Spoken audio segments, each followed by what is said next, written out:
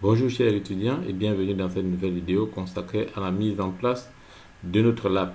C'est la plateforme que nous allons utiliser durant toute notre formation en sécurité des réseaux pour pouvoir effectuer nos tests et implémenter les solutions de sécurité visant à protéger notre réseau contre des éventuelles attaques. À quoi va ressembler notre plateforme? Nous allons réaliser notre plateforme dans un environnement virtuel, notamment nous allons utiliser le logiciel VMware Workstation et à l'intérieur nous allons créer des machines virtuelles. Nous allons créer une machine virtuelle Kali Linux qui sera destinée à l'attaquant. Nous allons créer des machines virtuelles Windows ou Linux Mint qui sera réservée aux clients du réseau. Et nous aurons des serveurs vulnérables Web Application, DAN, Application Web Server, et nous aurons des serveurs vulnérables orientés application Metasploitable 2. Sans plus tarder, nous allons procéder à l'installation de VMware. Pour cela, nous allons rechercher l'exécutable. Puisque nous sommes dans notre machine est sous Windows, nous allons chercher l'exécutable. Donc, notre exécutable, le voici. VMware Workstation 15. J'utilise la version 15. Et là, ce que je fais, je double-clique dessus. Et quand je double-clique dessus, le processus d'installation va se lancer et nous allons juste suivre la procédure et accepter la licence. Et donc là, il me demande si j'autorise les modifications de cette application. Je dis oui. Et directement, la plateforme, le logiciel procède à la modification de notre environnement. C'est en cours de là, c'est en train de charger. Ça a fini de charger. Je clique sur Next et me demande j'accepte la licence. Je clique sur Next. Il me demande de spécifier l'endroit où je vais stocker mes machines virtuelles. Alors ici, je vais spécifier un répertoire où je vais stocker toutes les informations ou tous les fichiers concernant les machines virtuelles que je vais créer après. Donc, moi, je vais choisir un répertoire qui est déjà que j'ai déjà créé, qui se retrouve dans le C. Dans C, vous avez mes machines virtuelles. C'est ici que je vais stocker toutes mes machines virtuelles. Je clique sur OK. Ensuite, sur Next. Il me demande si je souhaite rejoindre, contribuer à l'amélioration de VMware. Je peux accepter comme je peux refuser. Moi, ça ne m'intéresse pas. Il me demande de chercher les mises à jour. Ça ne m'intéresse pas. Ça va me bouffer la connexion. Donc, je peux faire les mises à jour par moi-même. Je clique sur Next. Il me demande si je veux mettre VMware dans le menu de démarrage. Je dis non, ça va me consommer, ça va me perdre le temps. Je préfère mettre sur le bureau. Et donc là, je clique sur installe et le processus démarre. Et je vais mettre dans une pause et je vais revenir quand ça aura déjà fini d'installer, puisque ça va nous prendre quelques minutes. Ok, bon, voilà, le programme a fini de charger. Là, je clique sur Finish.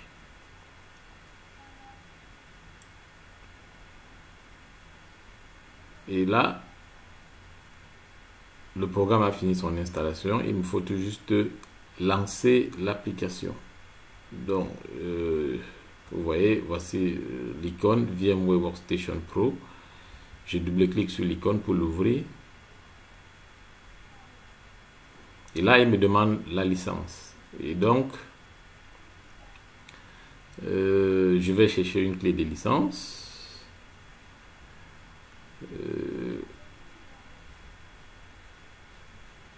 Ici.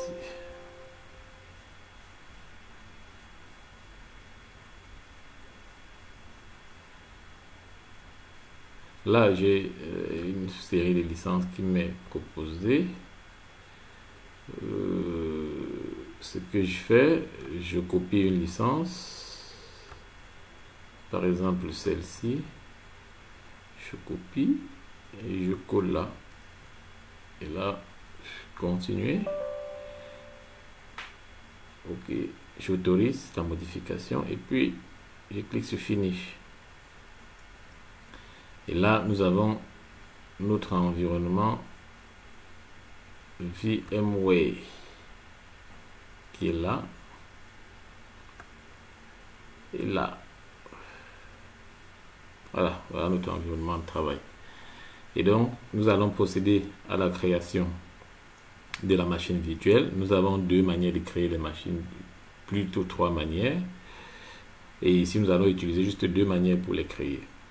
La première manière, c'est de procéder par le mode classique, procéder à la création de la machine virtuelle. Et il y a le mode typique qui est le mode recommandé, il y a le mode custom. Moi je préfère prendre le mode custom et je vais vous laisser le choix de créer avec le mode typical. Custom pour dire que je vais customiser, c'est-à-dire je vais améliorer ou bien contrôler les ressources de ma machine. Et là, je clique sur Custom et sur Next. Ici, la compatibilité du matériel. Vous allez voir que j'ai beaucoup de versions. J'ai VMware Workstation 15, j'ai VMware Workstation 14, EXI 6.5, 11.6, ainsi de suite, ainsi de suite. Donc, si j'ai une machine virtuelle que j'ai déjà créée avec une version, par exemple 11, si je crée ma machine, si je crée mes machines virtuelles avec la version 11,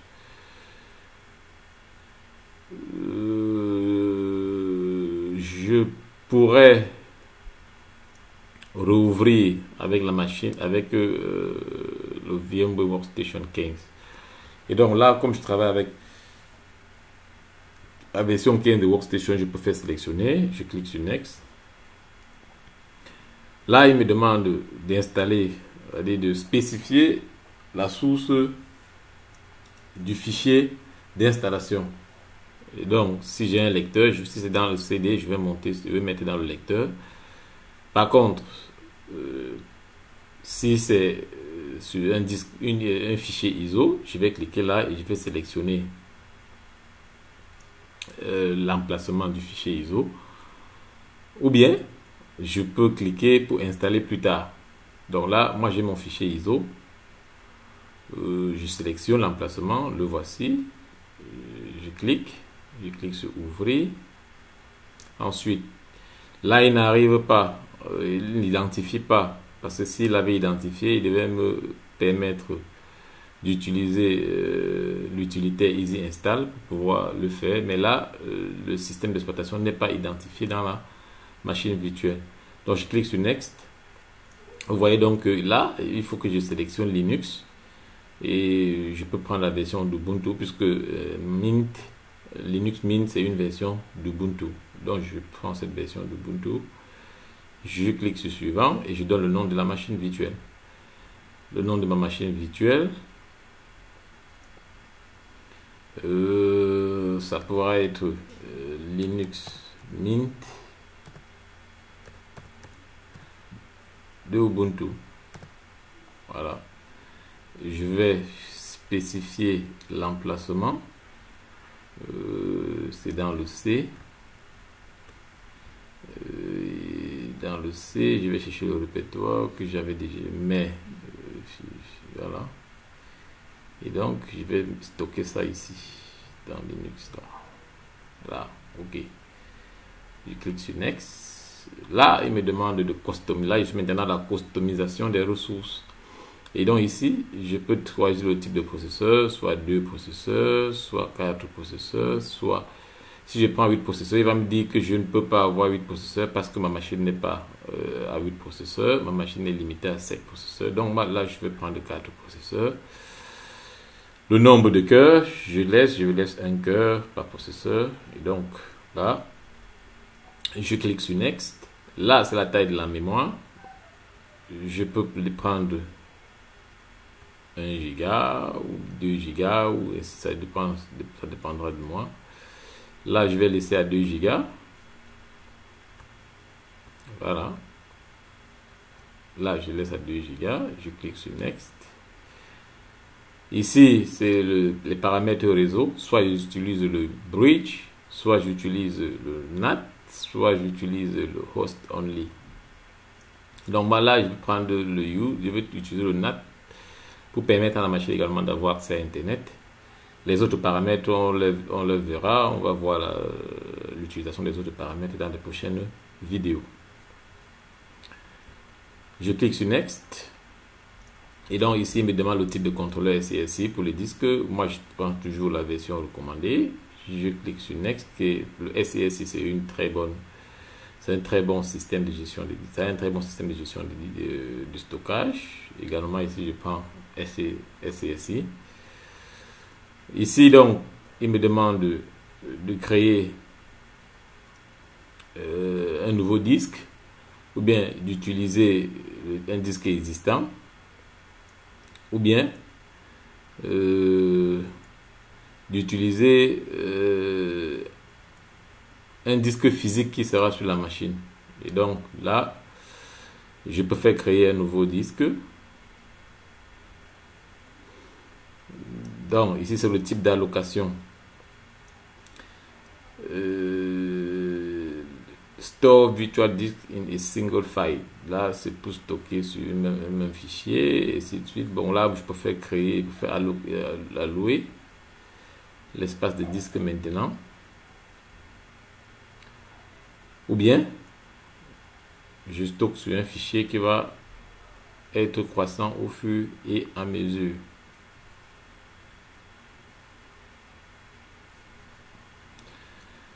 Donc, je clique sur Allow celui-ci. Je clique sur Next. Et là, voilà le nom de ma machine virtuelle. Voilà là où le disque ce disque sera logé, ce disque virtuel. Je clique sur Next. Et là, j'ai les paramètres de la machine que je viens de créer, le détail. Là, ça me va. Je clique sur Finish. Et donc, ça commence à charger les paramètres. Ça commence à créer les paramètres et procéder à la création de ma machine virtuelle. Je vais mettre une pause et je vais revenir puisque l'installation va nous prendre quelques minutes. Donc, je mets une pause et je reviens lorsque on aura déjà terminé. Ok, vous allez voir donc que notre machine virtuelle a été créée. La voici avec les paramètres que nous les avons alloués. Nous avons la possibilité de modifier ces paramètres en cliquant sur Edit. Et là, je peux diminuer la taille de la RAM. Je peux diminuer la taille du disque dur, modifier les paramètres sur le disque dur, ainsi de suite, ainsi de suite. Donc, je vais revenir. Ce qui va m'intéresser, c'est de procéder à l'installation. Donc là, je démarre la machine virtuelle.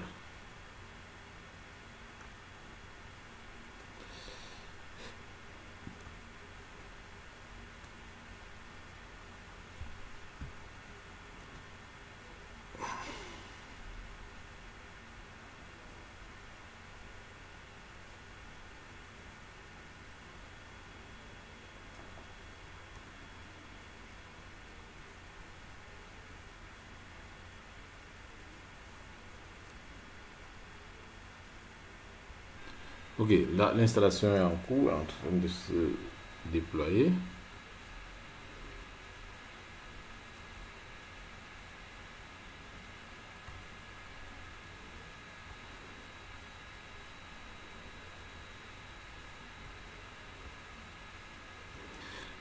Alors, nous avons ces messages ici qui s'affichent. Ce sont les messages qui concernent les périphériques, les pilotes de périphériques. Donc, nous allons procéder à l'installation des VMware Tools pour pouvoir annuler ces messages-ci. Bon, pour aujourd'hui, nous n'allons pas le procéder pour aujourd'hui. Le plus important, c'est d'installer les machines virtuelles, les mettre en réseau et puis procéder au premier texte. On va installer les VMware Tools dans les prochaines vidéos. Et là, vous avez l'interface.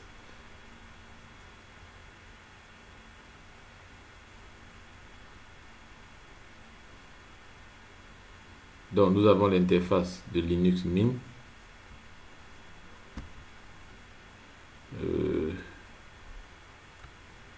Là, vous avez son interface. Là, vous avez le menu de démarrage. Vous avez les programmes à l'intérieur et autres et tout. Donc, je peux lancer le terminal. Et là, je peux passer en mode administrateur. Vous voyez, je lui affiche les paramètres de configuration réseau avec la commande ifconfig. Et là, vous voyez que mon réseau, la machine a pour l'adresse du réseau 192.168.88. On va les utiliser tout à l'heure. Ok, si nous avons fini avec cette machine, nous allons la mettre en pause et procéder à l'installation d'une autre machine. Et donc nous allons revenir dans ici, ou bien venir dans fichier, ouvrir, ça c'est procéder en mode d'importation. Et donc là, je vais créer la machine virtuelle par le mode d'importation. Et ici, j'ai déjà mes machines virtuelles que j'avais déjà créées dans d'autres plateformes. Je vais tout simplement les importer. Premièrement, Kali Linux. Voilà la machine virtuelle. Je l'ouvre.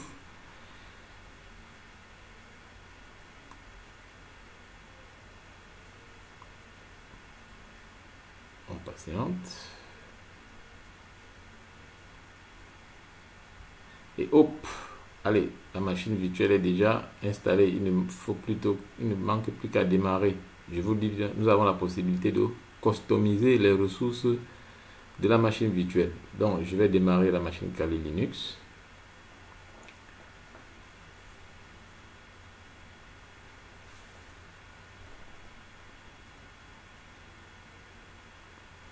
Elle est lente tout simplement parce que j'ai pas assez de mémoire. Mais ça va finir par s'installer.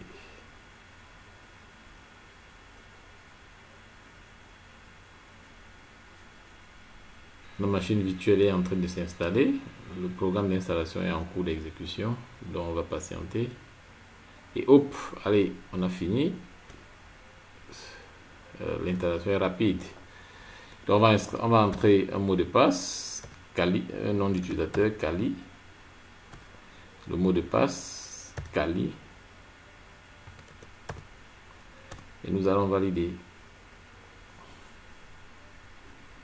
Nous sommes bien dans notre environnement Kali Linux.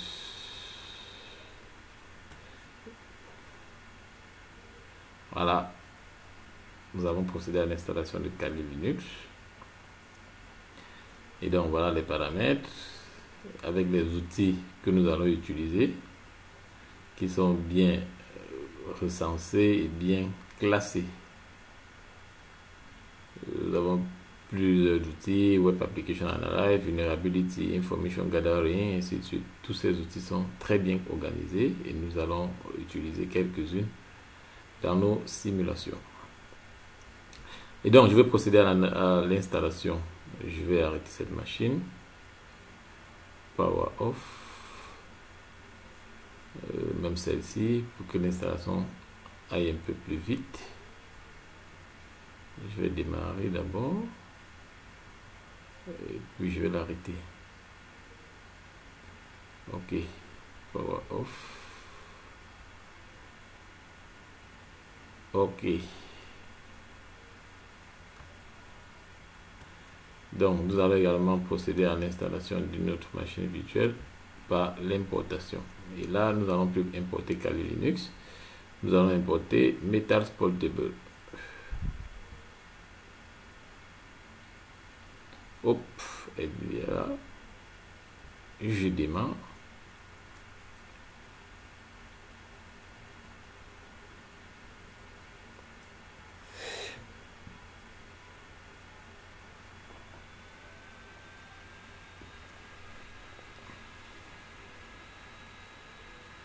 Le processus est en cours de démarrage. Les fichiers sont en train de se charger.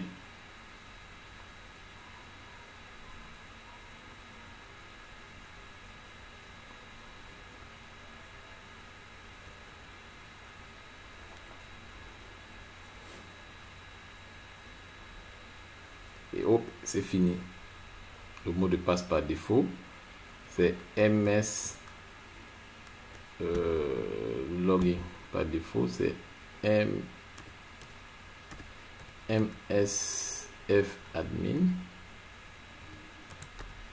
Le mot de passe, MSF admin. Voilà, nous sommes connectés. On passe en mode administrateur.